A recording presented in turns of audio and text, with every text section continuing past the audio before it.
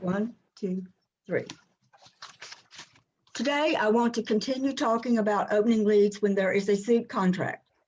Next week, I'm going to start talking about opening leads when there is a no trump contract. Today, I'm going to focus specifically on when your partner has bid. When your partner has bid, how does that factor in how you choose what you lead? Particularly if your partner has overcalled. You need to give great consideration to leading her suit. Now let me talk about overcalls just for a minute. There are overcalls and there are overcalls. If you overcall at the one level, your partner's overcalled at the one level, she should have at least 5 of the suit. It may not be a robust suit. Perhaps she has maybe 13, 14, 15 points. Maybe her suit is 5 to the queen 10. She overcalls a club with 1 spade. But she's protected by the fact that she has high card points in the other suits. But let me say that if she overcalls at the 2 level, particularly if she is vulnerable, she needs to have at least, you can count on at least a 6 card suit. If the vulnerability, if you're vulnerable, should be at least 2 of the top 3 honors. Do not overcall, and I cannot emphasize this enough. Do not overcall at the 2 level with a 6 card suit to the jack 10 or the queen 10 or some such awful suit. Because what's going to happen, I'm your partner and I've got the king X of your suit and I'm going to come off leading that king and it's going to get gobbled up by the declarer. And I'm not going to be very happy. So please, when you overcall at the 2 level, make sure you have at least a very good 5 card suit or certainly a good 6 card suit, 2 of the top 3 honors if you are vulnerable. Okay, having said that, I want to look at the following hand. And let me just scroll down.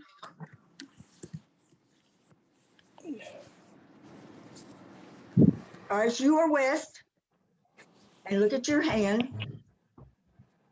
And let's look at the bidding of the hand. North is open 1 club. She should have at least 3 clubs, and she should have at least 12 points to open the hand. Your partner, east, has overcalled with 1 spade. So you should expect her to have 5 spades. She should be somewhere between 7 and 17 points, whatever your range is. South, the responder, now bids a no trump. You know at least one thing. You know that he did not make a negative double, so he doesn't have 4 hearts. He bid a spade. He bid a no trump. He has values. Very importantly, he has a spade stopper. You know it has to be either the ace or the king because you're sitting here looking at the queen in your hand. They north-south reach a contract of 3 no trump. You are on lead. I would certainly come off leading the queen of spades, hoping to knock out south's either ace or king, whichever one she's got. You're hoping that your partner, you know her suit is not all that strong because you have the queen and you know either the ace or king is coming down in the south hand. But I would think east is going to have a big card that she can get in. Once south stopper is knocked out, she'll be able to cash her rest of her tricks in the spade suit. If your partner had not made an overcall of 1 spade, let's think about what you would have led. I certainly would not lead the diamond suit. You have 5 to the 10. You don't have much chance of getting that suit set up and getting in to cash it. The fact that if a club was bid, your partner didn't bid, and south bid a no trump, the fact that she did not bid either a heart or spade tells you she doesn't have 4 of them. So if I'm on my own to come to a lead, I probably would lead the queen of hearts there. But since your partner has bid to spades, you want to come off leading the queen of spades, hoping to get her suit set up. Okay, I want to move down and look at the situation where you hold 3 cards in your partner's suit. Your partner has overcalled and you hold, first instance, 3 little ones. Okay, you're west and you see your hand. North has bid a diamond, so immediately in your mind should pop up 4 diamonds, 12 plus points. Your partner overcalls a spade. Again, she ought to have 5 of them, somewhere between 7 to 17 points. South responder bids 2 hearts and they reach a contract of 4 hearts and you're looking at your hand. Now you're going to lead your partner's suit. You have 3 little ones. The main thing here, when you have 3 little ones, you don't want to confuse your partner. You and your partner want to be on the same page.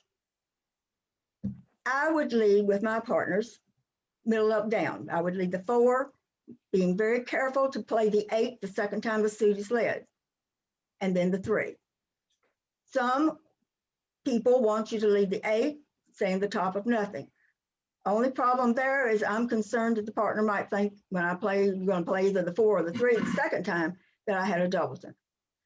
Many of you want the 3 led so that you can get count on the hand. It doesn't really matter as long as you and your partner have an agreement. I'm more comfortable leading the middle up, down because it's the opening lead and it tells partner I do not have a doubleton and I don't have an honor in the suit. If your partner had not bid, if she had not overcalled a spade, then I think the correct lead on this hand would be the queen of clubs. You have almost a perfect sequence there with queen jack 9. All right, let's look down and look at the next hand. And again, your partner has overcalled with a spade. This time, North is open to hearts, your partner bids a spade, and they reach a contract of 4 hearts. This time you hold honor 3rd. You have the jack 3rd of your partner's suit. If you incorrectly lead the jack, your partner is forced to take the ace king, and she leads the 3rd one. Notice that dummy's 10 will now set up for what could be a very valuable discard. You correctly lead the small one, the 3rd one, 3rd from an honor. Your partner takes her ace king, and when she leads the 3rd one, declarer has to ruff. Declarer does not get a discard on the 10. So you see how important that is. All right, I want to move next to when your partner makes a lead directing doubles. Let's talk about what they would be. Anytime an artificial bid is made by one of the opponents and your partner doubles it, she is asking for the lead of that suit. The lead directing doubles would come into play whenever perhaps the opening leader or a bidder has bid a no trump. If the responder bids 2 clubs, he's asking for a 4-card major. If you have a bunch of clubs or your partner doubles that bid, he is asking for you to lead a club. If they bid 2 diamonds transferring to hearts, if your partner doubles that, she's asking you to lead a diamond. So anytime one of those artificial bids are made, particularly when the no trump is opened and the responder is making those various bids, if your partner doubles, then she's asking for the lead of that suit. Another time that artificial bids would come into play is if they are, say, at 4 hearts or 4 spades and 4 no trump, asking for key cards. Key cards, of course, would be your 4 aces and your king of trumps. If the responder bids, say, 5 hearts or 5 clubs or whatever they bid, and your partner doubles that bid, she's asking for you to lead that suit. So let's look at an example of this. North is bid a no trump. And I don't want to come down here till you see your hand. Okay, North has bid a no trump. Your left-hand opponent has bid a no trump. The responder bids 2 clubs. Look at your hand. You have 6 clubs to the king, jack, 10, and you have that wonderful ace of hearts sitting there as a possible entry. You want to get your partner off to the club lead. Put your double card down right now. It is a lead directing bid.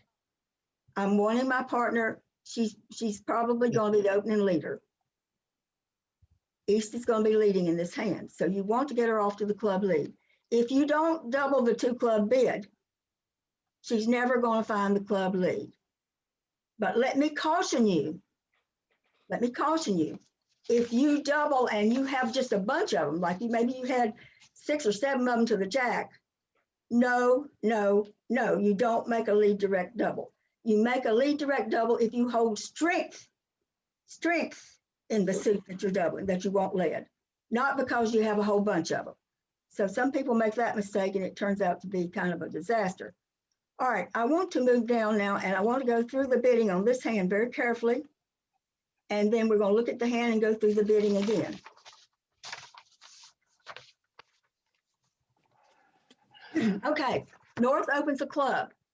So you're thinking she's got at least 3 clubs and at least 12 points. Responder bids a spade, should have at least 4 spades, 6 points.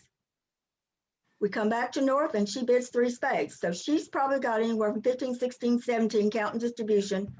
She's got at least 4 spades because when her partner first bids a spade, she's promising only 4. So North would have to have at least 4 spades to make this 3 spade bid. This really excites South. She launches into 4 no trump. The 4 no trump bid is asking for key cards. Remember, the key cards would be the 4 aces plus the king of spades. So you have 5 key cards. Ready in the back. That's so funny. Somebody is not on mute because I'm hearing noise. Okay. North responds with 5 hearts. 5 hearts. So what she is saying by her 5 heart bid is that she has 2 key cards, but she does not have the queen of spades. That's what that bid means. Your partner doubles. She's asking you to bid. 5 hearts is an artificial bid. It's simply saying that she has 2 key cards and she does not have the queen of spades. When your partner doubles that bid, she is asking for the lead of a heart. Should you be on lead? South bids 5 no's. She is now asking for outside kings. North responds with 6 diamonds. She's showing the king of diamonds. So they get the 6 spade contract. So we're going to look at the hand and we're going to look at the complete hand. And I want you to look at all of these. And we're going to go through the bidding again. All right, North opens a club. Look at her club suit. I think everybody would open a club with that hand. Your partner passes, East would pass. South bids a spade. Her initial bid is a spade. Of course, you're going to pass. West is going to pass. And now you look at North's hand. North has more than just a 2 spade response. She's got more than 12 to 14 points in support of spades. She has the necessary 4. At this point, she doesn't know her partner has 6 spades or even 5 spades. She's just expecting 4 spades. She doesn't want to simply just bid 2 spades. She jumps all the way to 3 spades. She's saying, I've got 16, 17, 18 points in support, counting your distribution, in support of your spade suit. So you can see why South would get excited and would launch into 4 no trump, looking for a slam. So she bids 4 no trump, come back up to the North hand. She has 2 key cards. She has the ace of spades. She has the ace of clubs, but she does not have the queen of spades. So she bids 5 hearts, showing 2 key cards, no queen of spades. South now wants to know about outside kings, bids the 5 no trump. Notice that North does have the king of diamonds, so she bid 6 diamonds. Had she had the king of clubs, she would have bid 6 clubs. Had she had the king of hearts, she would have bid 6 hearts. So they're in a contract of 6 spades. Having been warned by your partner, alerted by your partner that she wants a heart lead, you are on lead. It doesn't matter. I would lead the 5. Some people lead 5th from an honor or 3rd from an honor. Doesn't really matter. Your partner wants you to lead a heart. Some of you will lead a 5, some of you will lead the 2. You lead the heart, partner's queen knocks out declarer's ace. Declarer can now pull trumps, which I would do. You don't want to delay pulling trumps. You would pull your trumps. And now the day of reckoning comes, you have to take the club finesse. East has the king of clubs. And when she gets in with the king of clubs, she cashes her king of hearts, and this contract is set. But without the lead direct and double, you're going to come off leading the queen of diamonds. If your partner had not doubled the 5 heart bid, you are going to come off, your best lead would be the queen of diamonds. You see that? And now declarer has the timing she needs to make this hand. When you lead the queen of diamonds, she takes her ace, she pulls trumps, she knocks out the king of clubs, and now her losing 9 of hearts goes away on the queen or the jack or the ace of the club suit. Do you see that? So she has the timing to make this hand. I know you're afraid maybe to double those high level bids. You're saying, oh my gosh, what if it passes out and I'm playing 5 hearts double? I would say that it's pretty remote that they're gonna, if they've got a chance to make a slam, that they're gonna leave you in 5 hearts doubled. I know we're all kind of timid. I'm probably the T in my name stands for being timid, but do you see if you don't double the 5 heart bid, West is never going to get off to the heart lead. She's going to lead the Queen of Diamonds every time. All right, I want to look at the practice exercise now. First, we're going to go through the bidding and we're going to look at your hand. All right, North opens a diamond. Your partner overcalls a spade. This time, South bids 2 hearts. Now, what you think hearts? He's got at least 5 hearts. He's got anywhere from 8 to 9 points at least when he bids that. He's not doing the 2/1. If East had not bid, and let's say North had bid a spade, and now South bid 2 hearts. This is the 2/1 game force. But in this auction, when South bids 2 hearts, she is bidding at the 2 level, but this is not a 2/1 game forcing situation. Certainly North has got to make another bid because South is not a passed hand. But the 2 hearts simply means that she's got at least 5 hearts. She's probably got at least 8 or 9 points, enough to compete. All right, so North loves the heart bid. She knows her partner has 5 hearts, has at least 5 hearts, has at least 8 or 9 points. She goes all the way to 4 hearts. So you know that North has got at least 3 hearts, and she's probably got 18 or 19 points, somewhere in that range, 17, 18, 19 points. So you are on lead, and your partner's overcalled a spade. You don't have very much, but since your partner has bid the spade, overcalled the spade, you want to lead the 9 of spades. The 9 of spades is the top of a doubleton. So you lead the 9 of spades, your partner takes the queen, partner plays the king. Now you complete the echo by playing the 3. She now knows that you have a doubleton, and she leads the 3rd spade.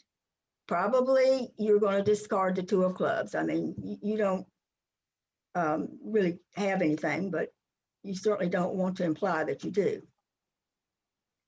Let's look at the complete hand, and I want to go through the bidding again.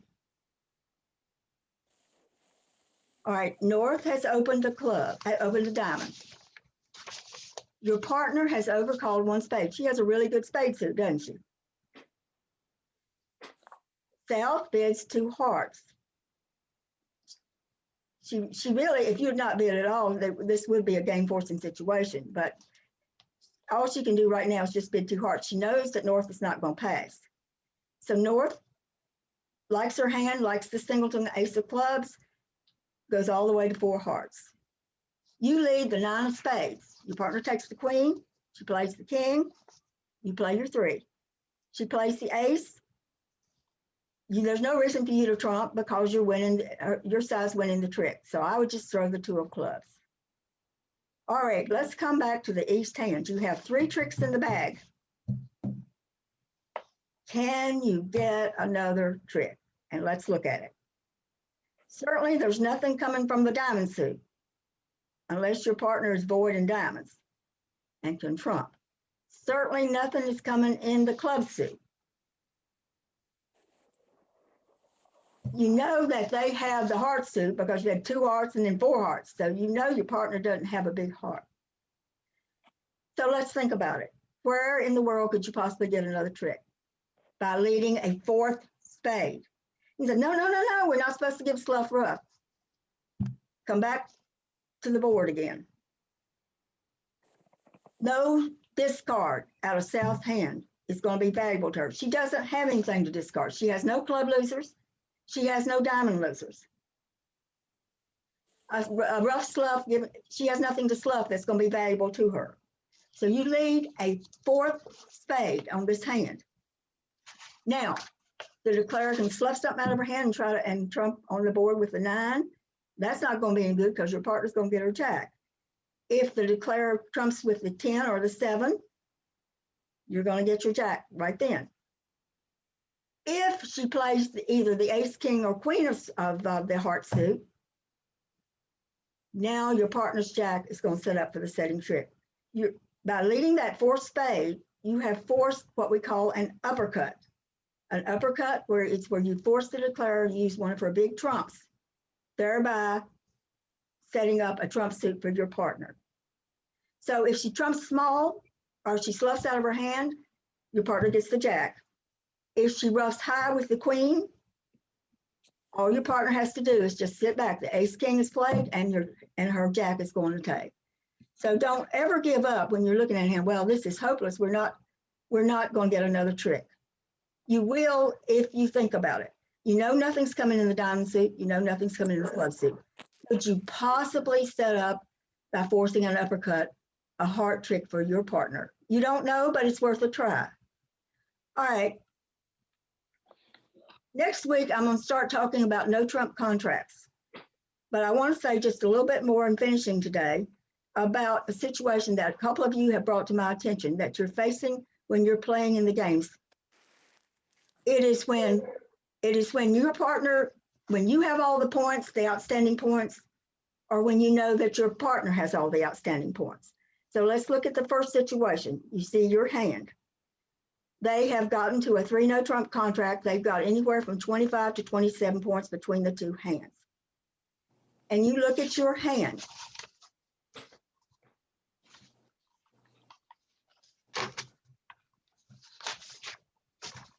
You have 11 plus points. You add that to 25 or add it to 27, either one, which tells you that your partner doesn't have anything. She has a little bit, but not much. In this particular hand, you don't want to lead the heart, the diamond, or the club suit because you have tendencies in all of those. Any one of those will give the declare a trick. She'll either have a card in the dummy or she'll have one in her hand. You know that your partner doesn't have anything. Declarer does not know that your partner doesn't have anything. She's going to be forced to try to figure out where the high cards are.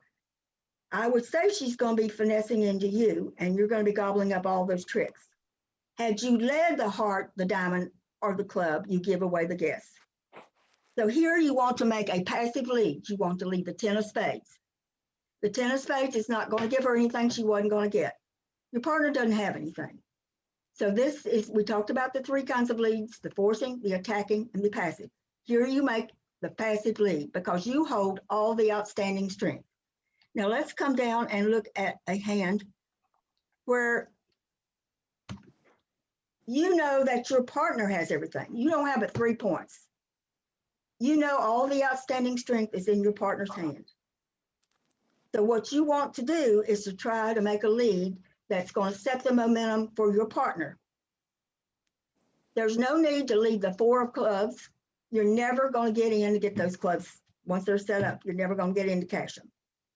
The fact, and look back at the bidding, 1 no trump, they get to 3 no trump. The fact that a 2 club bid was not made, showing that this asking for a 4 card major, should get you off to leading the jack of spades. They did not go through Stayman. I think the jack of spades would be the lead that you would want to make, hoping against hope that your partner's got something in the spade suit and you will begin setting up the suit for her. So I'm hoping that a couple of you, Carol, and some of you have been asking me, what do you do when you have either all the outstanding strength or you know that your partner does? The key thing is that the declarer doesn't know. So you're just trying to make the very best lead you can. In the first case, you make the passive lead, not to give away a trick. The second, you try to make a lead that's going to set the momentum for your partner. Okay, your assignment for this week, again, I'm putting you all to work. In the hands, I think somebody's going to be playing at 12:30. Mark the hands that you make the opening lead. And then after the game is over, go back, look at the hand, look at the lead you make, and be brutal with yourself. If it was an awful lead, why was it awful? What would have been better? What did you miss from the bidding? Go through, and particularly if your partner overcalls today, think about what you lead and was it the correct lead? So I'm going to stop record, but recall that I am going to stay around for 20 minutes or so afterwards in case any of you want to stay and ask questions. It'll be very informal. So on 3, I am going to stop record.